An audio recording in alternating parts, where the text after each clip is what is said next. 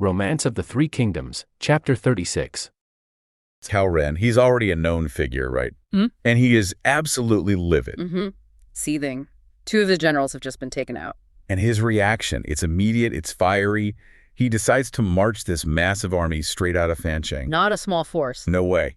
And he's aiming straight for Liu Bei's base at Xinye, basically wants to stomp it flat. This is pure revenge. But this is where Shan Fu comes in. Liu Bei's new strategist just arrived. Right, perfect timing. Almost uncanny timing. And Shan Fu, with this incredible foresight, immediately tells Liu Bei, look, if Cao Ren throws everything at Xinye... Then Fancheng, his own base. Exactly. Fancheng itself is left wide open, a golden opportunity. And Liu Bei, crucially, listens to him and starts making preparations. Smart move. So the first clash happens. Out on the battlefield, Zhao Yun, one of Liu Bei's best, rides out. Ready to challenge Cao Ren's forces. And Cao Ren sends out Li Dian. They fight for maybe 10 rounds or so. And Li Dian, he's no fool. He recognizes Zhao Yun as seriously skilled. A middle opponent. Absolutely. So Li Dian wisely retreats, and then he tells Cao Ren, look, Liu Bei's army is elite. We shouldn't underestimate them. He actually suggests falling back to Fancheng. Which sounds like pretty sensible advice. Very sensible. But Cao Ren, he completely loses it. Pure fury. What does he do? He accuses Li Dian of basically selling out the battle, threatens to execute him. Wow. For giving good advice. Right. Only stops because other generals step in and plead for Li Dian's life. So instead, he just demotes him, sends him to the rear guard. It really makes you think, what happens when a leader just puts their pride above sound tactical advice? Leads to bad places, usually, as we see here. So the very next day, Cao Ren, apparently having learned nothing, You'd think, wouldn't you? boldly deploys the famous 8 Gates Golden Lock Array. Now, this sounds really impressive. What is this thing? It's not just soldiers standing in a line, is it? Oh, no, far from it. It's a complex tactical formation. Think of it like a maze, almost, designed to confuse and trap attackers. Okay. It's built around these 8 gates, each with a name and a specific effect. You've got Ru, rest, life, injury, obstruction, scenery, surprise, and open. So some sound good, some sound not so good. Exactly. The idea is if you enter through life, scenery, or open, you're generally okay, maybe even find an advantage. And the others? Well, injury, surprise, rest, obstruction, and especially death. Those lead to harm, confusion, or just outright destruction. It's meant to lure you into the wrong path. Okay, so a real strategic puzzle. How does Shan Fu react to this? Shan Fu gets a high vantage point, takes a look, and figures it out remarkably quickly. He sees it's well-arranged, but There's a flaw. a crucial one. He says it lacks a host in the center. The command core, the central pivot point, is basically undefended. Ah, so like the brain of the formation is exposed. Precisely. So he gives Liu Bei very specific instructions. Attack from the southeast, through the life gate, the safe one, and then punch straight out through the west scenery gate. That'll break the whole thing. Simple instructions, but needs perfect execution. And Zhao Yun delivers. With just 500 troops, think about that, only 500? He follows the plan perfectly. Charges the life gate. Straight into the undefended center, causes chaos, then exits west through the scenery gate. Cao Ren's entire army is thrown into confusion. So the invincible array just collapses. Completely. Cao Ren has to flee north. Liu Bei follows up, routes the rest of his forces, and Shan Fu, again wisely, says don't pursue too far, keep the strategic gains. What's so fascinating here is how that detailed knowledge, knowing about the host, combined with Zhao Yun's perfect timing, just turns this supposedly impenetrable formation against its own creator. It's a masterclass in strategy meeting execution, intelligence overcoming brute force. So after that disaster, Cao Ren finally has to admit, okay, Liu Bei must have a good strategist. You'd hope so. The evidence is pretty clear. But even then, Lai Ran keeps warning him, be careful. But Cao Ren, he doubles down on pride, insists on a night raid. Still hasn't quite learned his lesson, has he? Despite Li Dian trying his best. And this is where Shan Fu's foresight becomes almost eerie. It really does. He's just chatting with Liu Bei, and suddenly there's a shift in the wind, and Shan Fu just knows. Knows what? He declares, Cao Ren's gonna try a night raid tonight, says he's already calculated it, he's already made the preparations. It's not a guess, it's anticipation based on understanding his opponent. Incredible. So he sets a trap. A multi-layered one. As Cao Ren's troops creep towards Liu Bei's camp in the dark. Uh-oh. Fires suddenly erupt all around the camp. Signal torches. They knew they were coming. Bush. Exactly. Zhao Yun hits them from behind. Cao Ren tries to flee towards the North River. Thinking you can escape that way? But bam. Zhang Fei suddenly appears on the riverbank. Another ambush. Catches the retreating forces. Chaos. Many drown trying to get away. It's just rim blow after another. And the final nail in the coffin.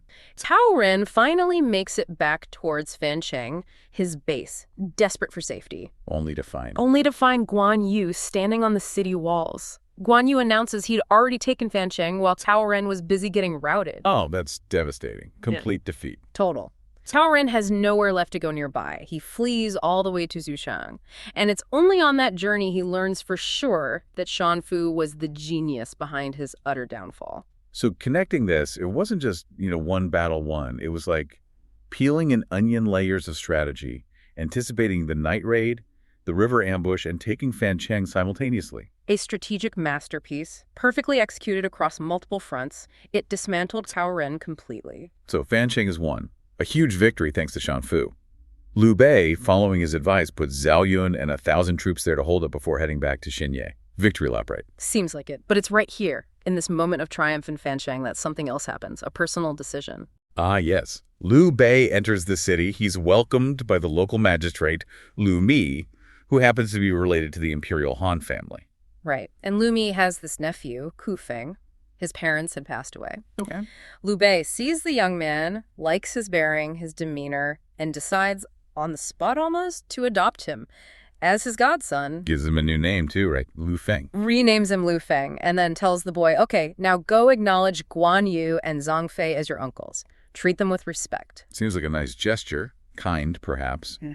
Taking in an orphan relative. On the surface, yes. But then comes Guan Yu's reaction, and it's surprisingly strong. Immediate objection. What does he say? He basically says, brother, hold on. You already have a son, which Liu Bei did, Liu Shen. Yeah. Why take an adopted one now? This is bound to cause trouble down the line. Wow, pretty direct. What's your take on why Guan Yu reacts so strongly? It's a really interesting point, because Liu Bei just brushes it off, doesn't he? He says something like, look, I'll treat him like a son. He'll serve me like a father. What trouble could there possibly be?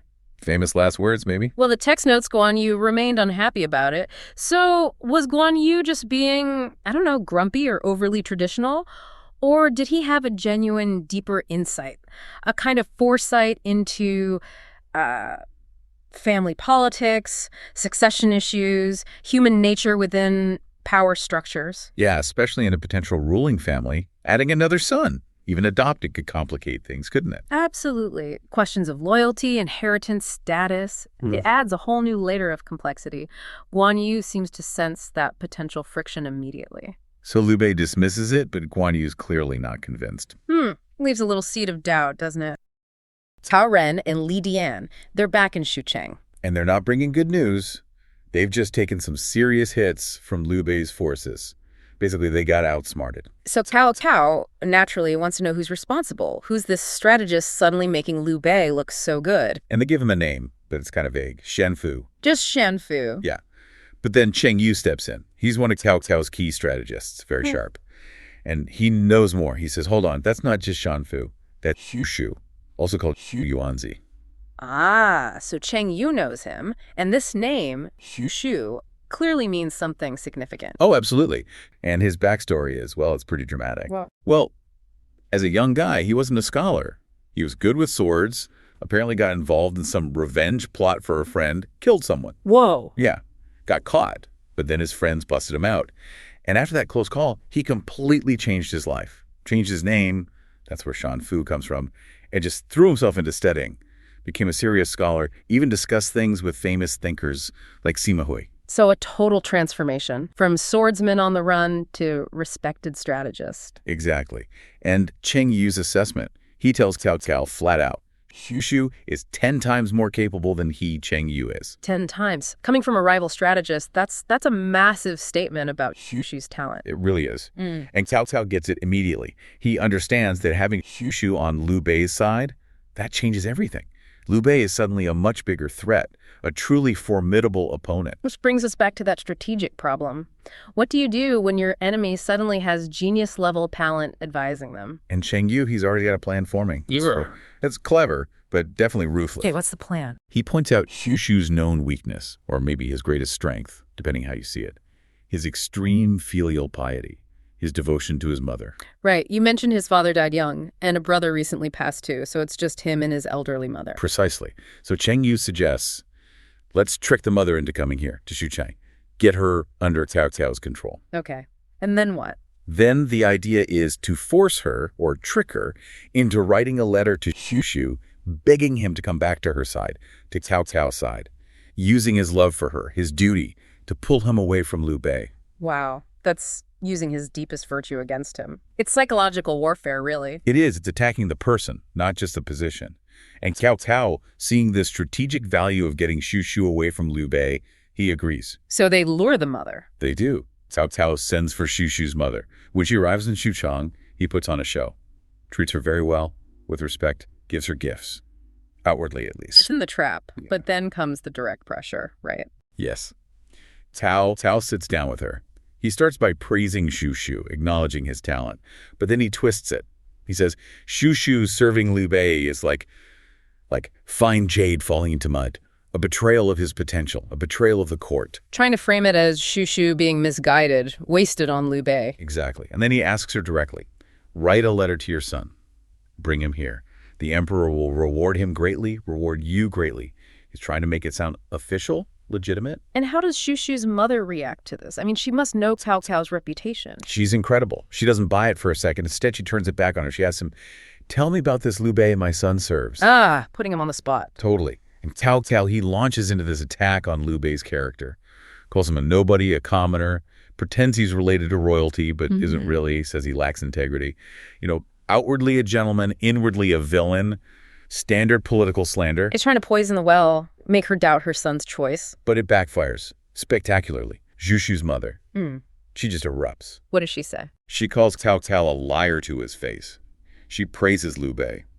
Says he is descended from royalty, Emperor Jing's line. Known everywhere, even by common people, for his kindness, his humility, his goodness. A true hero. Turning Cao Cao's own accusations right back at him. And then she goes further. She basically calls Cao Cao himself the real traitor to the Han dynasty, despite his fancy titles. She declares that her son, Xu, has finally found his true, worthy master in Liu Bei. Wow, that takes immense courage. And passion. The text says she got so angry she actually picked up an inkstone and tried to hit Cao Cao with it. No way. That's incredible defiance. What happens then? Cao Cao must have been furious. Oh, he was livid, ready to have her executed on the spot. But Cheng Yu jumps in again, quick thinking. To save her. Why? Not out of kindness, pure strategy. Cheng Yu tells Cao Cao, don't kill her. His reasoning is cold logic. Killing her makes you look bad, unjust. He gives her the martyr's death she seems to want. And crucially, it would just make Xu absolutely determined to destroy you, to avenge her. He'd be more committed to Liu Bei. So killing her actually works against Cao Cao's goal of getting Xu. Precisely. Cheng Yu argues it's much smarter to keep her alive. Let her presence here be a constant source of conflict for Xu, a psychological burden. It'll stop him from ever fully throwing himself into Liu Bei's cause, because he'll always be worried about her. That's deeply manipulative, using her life as emotional leverage. It is. And Cheng Yu assures Cao Cao, don't worry, I have another idea. We can still use her to get Xu here, even alive. He's always thinking one step ahead, twisting the situation. So Cao Cao agrees. He does. He sees the logic. So Xushu's mother is spared execution, but she's basically put under house arrest, sent to a separate residence. And Cheng Yu's next phase begins. Yes. And this part is meticulous, patient deception. Cheng Yu starts visiting Xushu's mother every day. Visiting her, after trying to manipulate her. Pretending to be her son's concerned friend. He tells her stories about how he and Xu are like sworn brothers. He treats her with the utmost respect, like she's his own mother. Sends her gifts constantly. Food, silk, comforts. Trying to win her trust. Not just trust. There's a specific goal. Every gift comes with a little note. A handwritten note from Cheng Yu. He keeps doing this, gaining her confidence, getting her used to exchanging these pleasantries. Let me guess. He's trying to get her handwriting. Exactly. He needs samples of her actual, genuine handwriting for the masterstroke of his plan. It's incredibly patient, calculated grooming for the final deception. Chilling. So he eventually gets what he needs. He does. And then comes the forgery. Cheng Yu takes the handwriting samples he's collected and carefully forges a letter A letter that looks exactly like it came from Zhu Shu's mother. And this forged letter gets sent to Zhu Shu. Sent by a trusted messenger straight to Jinye, where Zhu Shu, still known publicly as Shan Fu, is advising Liu Bei. What does the forged letter say? It must be devastating. It's pure emotional manipulation, designed to hit all of Zhu Shu's vulnerabilities. It starts by telling him his brother, Xu Kang, has died, so now his mother is completely alone. Oh man, twisting the knife. Then it says Cao Cao tricked her into coming to Zhu Chang and has imprisoned her because Xu Shu is rebelling by serving Liu Bei. It adds that the only reason she's still alive is because Cheng Yu intervened to save her. Painting Cheng Yu as the savior while isolating Xu Shu. Precisely. And then comes the plea. The forged letter begs Xu Shu to come to Xu Cheng immediately, to surrender to Cao Cao to save her life. It says her life hangs by a thread, and only he, her son, fulfilling his filial duty, can rescue her.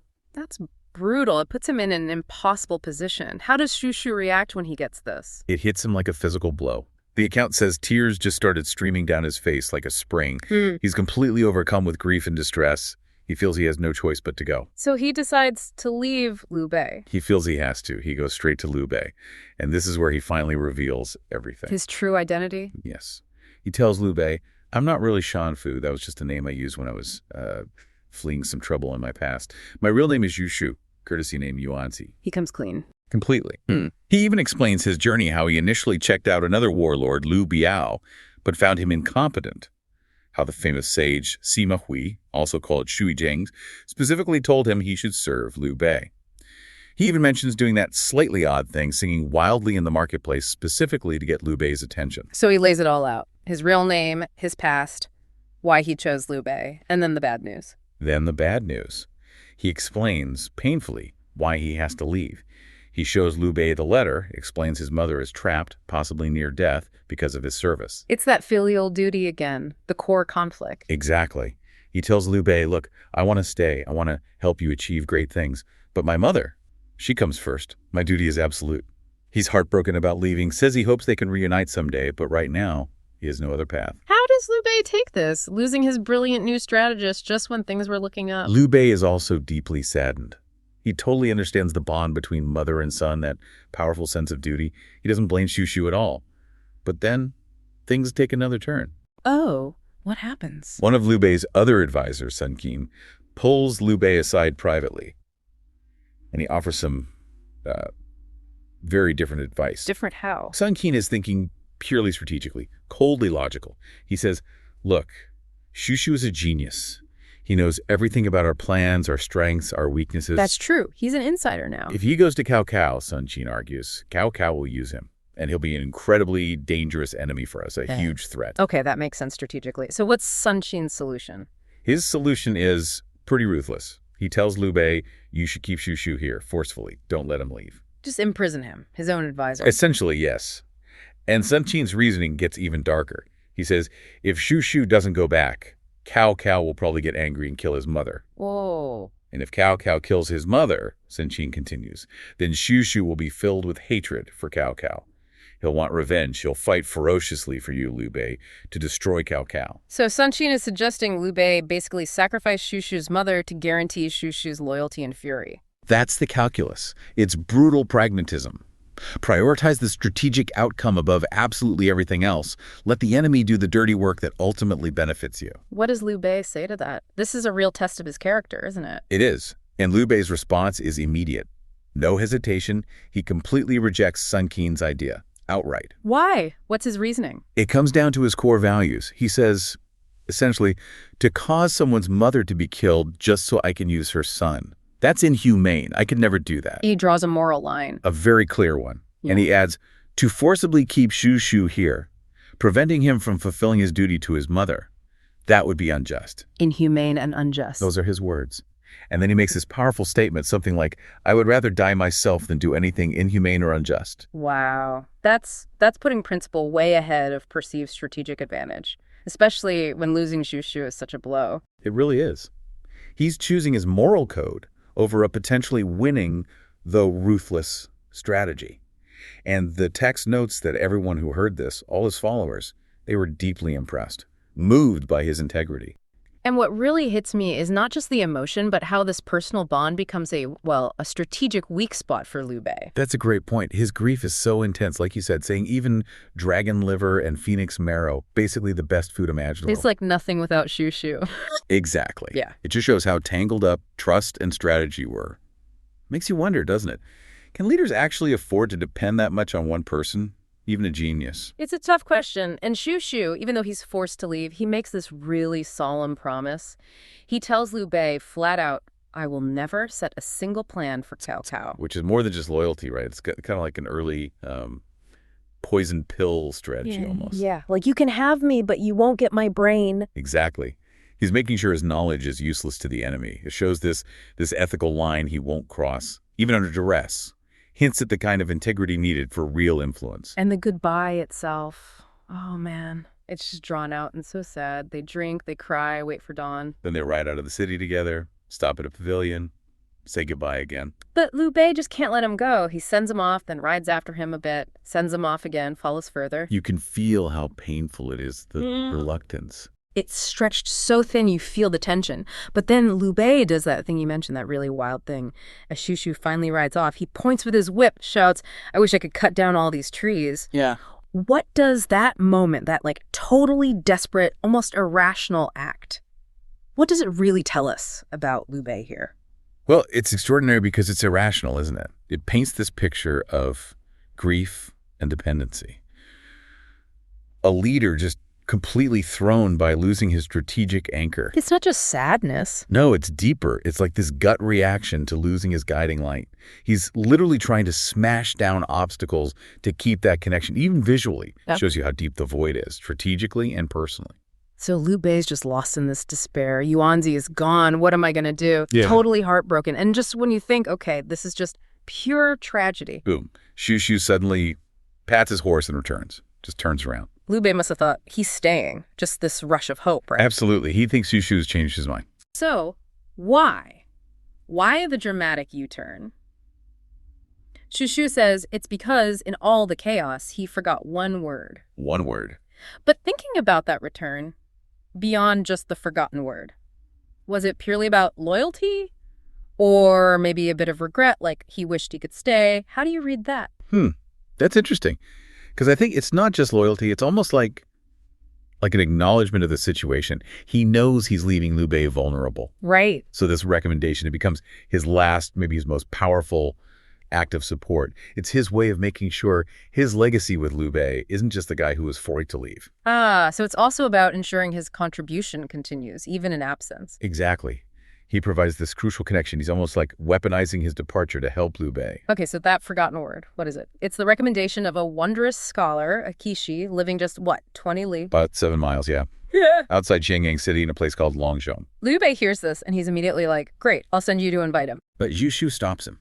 He's very firm. No, this person cannot be invited by proxy.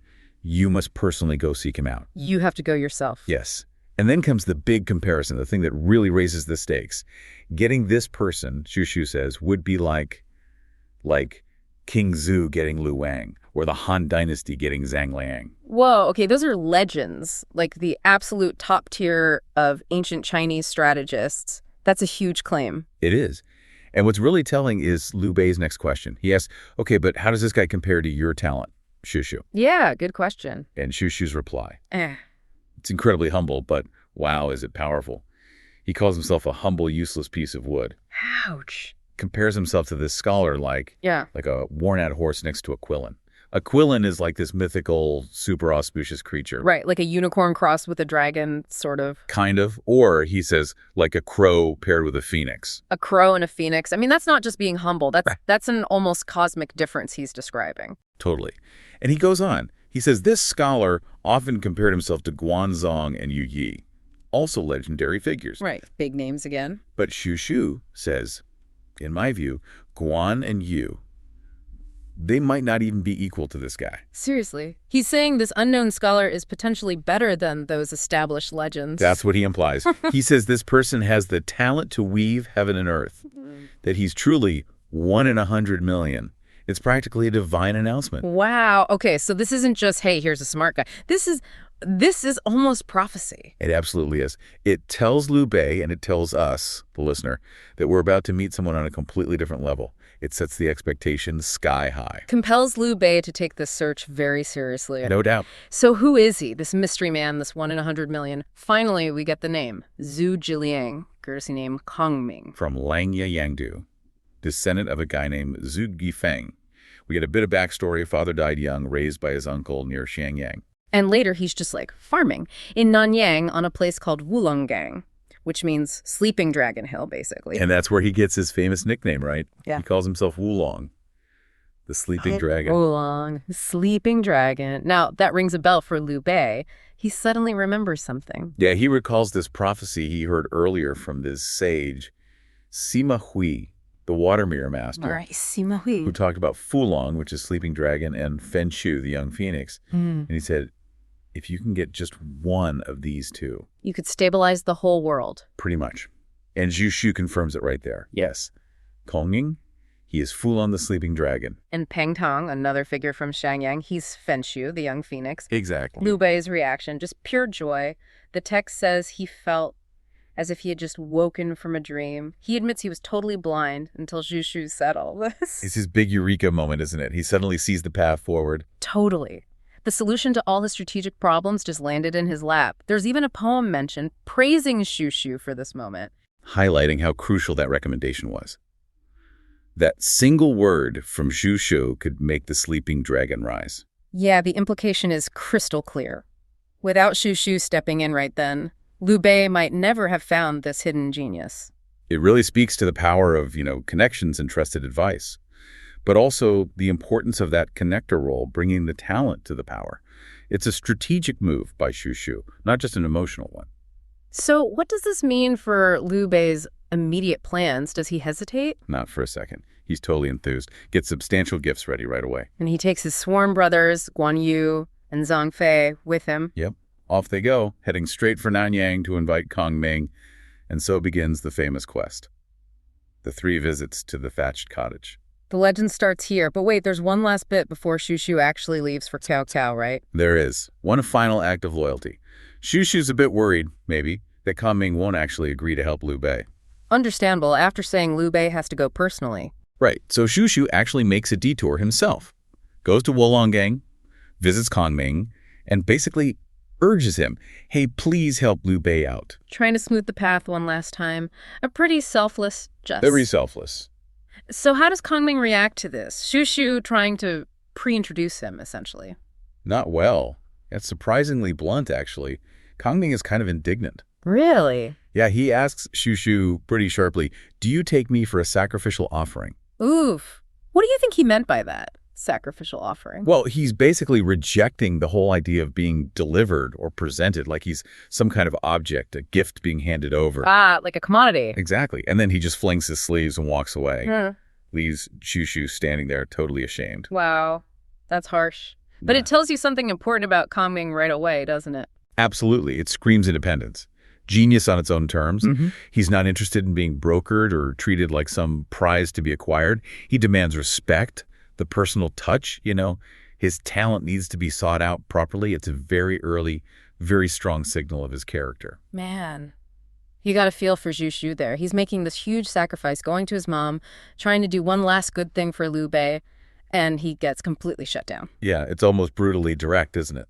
So with that rather humbling experience, Zhu Shu just carries on, heads off to Zhusheng, to his mother. He did what he could.